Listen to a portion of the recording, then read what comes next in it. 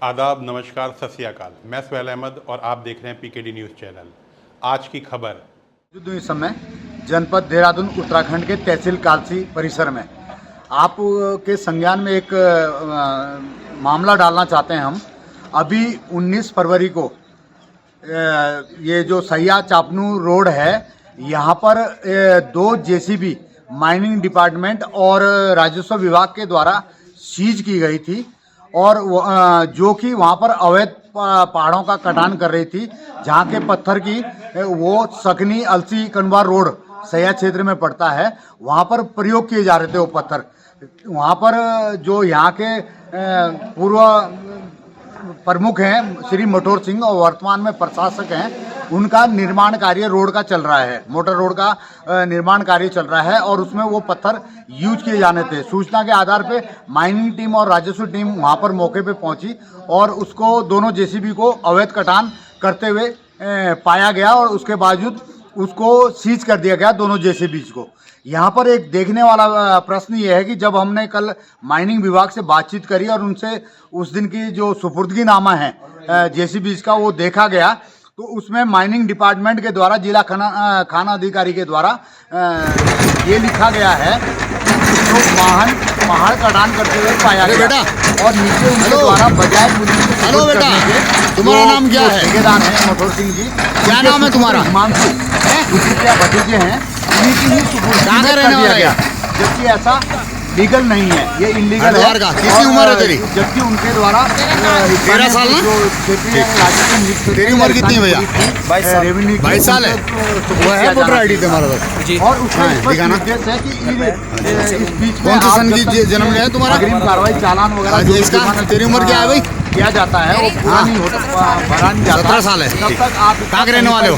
प्रयोग नहीं करेंगे। नाम क्या है? देखने की बात ये है कि अगले और ही इसका नाम क्या है? वो मशीनें लवी, 13 साल उम्र है तुम्हारी? करीब 15-20 किसने रख रखा तुम्हें काम पे? जो सकनी अलसी मार्ग है वहाँ पर वो दोनों मशीनें पहुँच गई।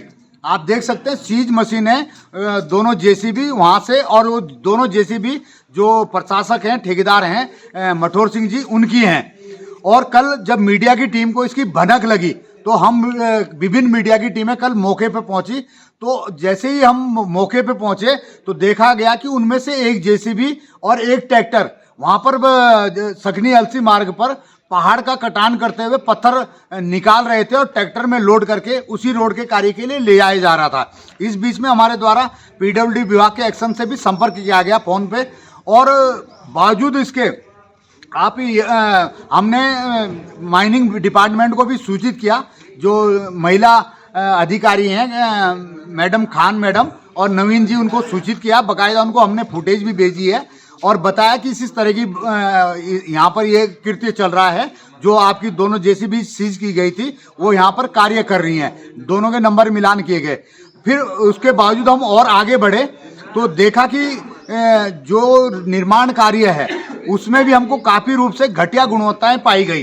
पहाड़ों का अवैध कटान किया गया, इनका सीना चीरा गया है और 2-3 जगह पहाड़ काटकर पत्थर भी निकाले गए हैं। साथ में जो दूसरी जेसीबी थी वो पहाड़ पे जो रोड का कार्य चल रहा था उसकी सोलिंग को बिछाने का कार्य कर रही थी। साथ में एक चीज और सामने आई, हमको 2 बालक वहां पर, नाबालिग बालक, एक की आयु 13 वर्ष है और एक की आयु 17 वर्ष है, जो कि बाल श्रम वहाँ पर करते हुए पाए गए। प्लस जितनी भी लेबर है वहाँ नुकीले पत्थरों का कार्य चल रहा था और जो लेबर है उनके पास कोई सेफ्टी किट, चाहे वो ग्लव्स हो, चाहे हेलमेट हो, चाहे बूट्स हो, ये बिल्कुल नहीं थे। और पीडब्ल्यूडी विभाग के मात्र मेट या सुपरवाइजर ही उस क्षेत्र में राउंड ले रहे थे, जबकि जेई और एई और सब लोग लापता थे, वहाँ पर मौजूद नहीं थे। इसके बावजूद हमने सारी चीज़ें देखी वहाँ पर, तो जो जाल भरे गए हैं वो भी छोटे बोल्डरों का भरा गया है और सब ढीले डाले हैं। पाइपलाइन जो पेयजल लाइन है लोगों के पीने के पानी की, वो क्षतिग्रस्त पाई गई। इसके बावजूद भी हमारे द्वारा पुणे खनन अधिकारी से बातचीत की गई फोन पे, उनको सारा मामला बताया गया और उनके द्वारा भी कल एक टीम वहाँ पर मौके पे भेजी गई जब मीडिया नीचे आ गया था। तो वो टीम भी बगैर किसी कार्रवाई के वापिस आई। जब पुणे हमारे द्वारा माइनिंग से आज भी संपर्क किया गया तो उन्होंने मौखिक यही बताया कि हमने उन लोगों को सूचित किया है कि वो दोनों मशीनें तहसील कालसी में लेके आ जाएं या पुलिस चौकी पे लेके आ जाएं, जबकि इस समय तक कुछ नहीं हो रहा है। हम लोग यहाँ पर इस समय तहसील परिसर में हैं। हमारे द्वारा यहाँ पर अभी उप जिलाधिकारी से समय मांगा गया, वो किसी कार्य में जल्दीबाजी में उन्होंने समय तो नहीं दिया, लेकिन बाहर आकर बातचीत जरूर करी, और जो उस दिन का सुपुर्दगी नामा 19 फरवरी का वो भी हमने उनको दिया है। हमारे द्वारा बताया गया उनको सारी घटना के विस्तृत जानकारी एसडीएम महोदय को दी गई, जिन्होंने की बाइट देने से इनकार किया है और तथा इसमें आगे जांच करने और तमाम तरह की कार्रवाई करने की बात कही है। देखने वाला विषय यह है कि जिन श्रीमान की ये दोनों जेसीबी वहां चल रही है, इनके ऊपर खनन के पूर्व में भी कई ब्लेम लग चुके हैं, कार्रवाई हो चुकी है। अभी करीब 1 वर्ष पूर्व इनके द्वारा एक रोड सवाई में काटी गई, जिसमें कि बांझ के वृक्षों को भी इनके द्वारा गिराया गया है, जिसमें उन पे जुर्माना भी हुआ है, मशीन सीज भी हुई है, उसका भी जुर्माना इनके द्वारा भरा गया है। और कुछ ही समय पूर्व इनकी एक पिकअप वाहन अवैध खनन में कालसी तहसील परिसर में करीब 1 हफ्ते से अधिक खड़ी रही है। देखने की बात यह है कि ये व्यक्ति अपने दबाव, सत्ता का और पद का दबाव इस प्रकार से बना रहे हैं कि कई रोडें जौनसार बाबर के अंदर इनके द्वारा बिना एनओसी के काटी गई हैं, जिनमें कि पेड़ों को भी क्षति पहुंची है और जिसमें कि कोई कार्रवाई किसी की तरफ से नहीं हुई है।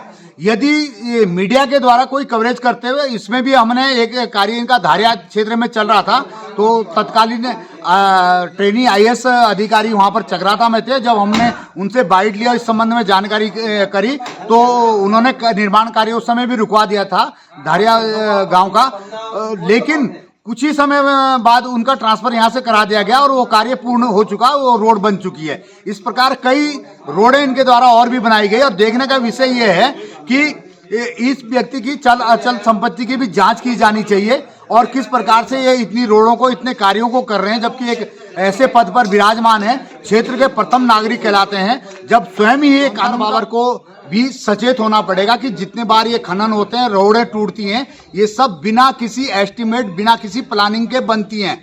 जेई इंजीनियर भी वो करते हैं जो राजनेता इनको बताते हैं। अब देखने का विषय यह है कि आप माइनिंग डिपार्टमेंट और राजस्व police, SDM Kalsi, GM Dehradun इसमें कठोर कार्रवाई करती हैं या नहीं करते हैं, क्योंकि इस प्रकार की 2-3 कार्रवाई यहाँ हो चुकी है। 5 नवंबर को ही मेरे द्वारा रोहाड़ा क्षेत्र में एक ट्रैक्टर और ट्रॉली खनन अवैध खनन की पकड़ाई गई थी। तहसीलदार कालसी भी मौके पे मौजूद थे, जिसको कि रास्ते में बदल दिया गया था।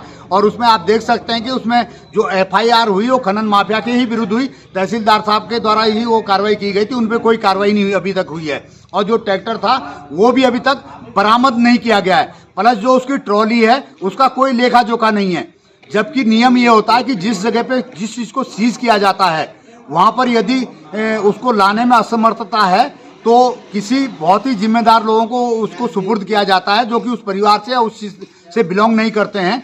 और प्लस उस ट्रॉली का तो अभी तक कोई अता पता ही नहीं है कि वो जमीन के नीचे है, आसमान के ऊपर है।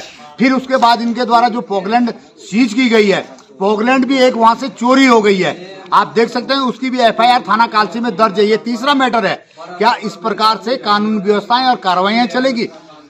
क्या अधिकारी इतने बेलगाम हो गए हैं कि जिनको इस चीज का कतई भी परवाह नहीं है? क्या इनके सीनियर भी इनकी मॉनिटरिंग नहीं करते हैं कि किस प्रकार की कार्रवाई हो रही है? आप देख सकते हैं दस्तावेजों में इतनी त्रुटियां छोड़ दी जाती है कि अपराधी न्यायालय से बिल्कुल साफ बच जाते हैं।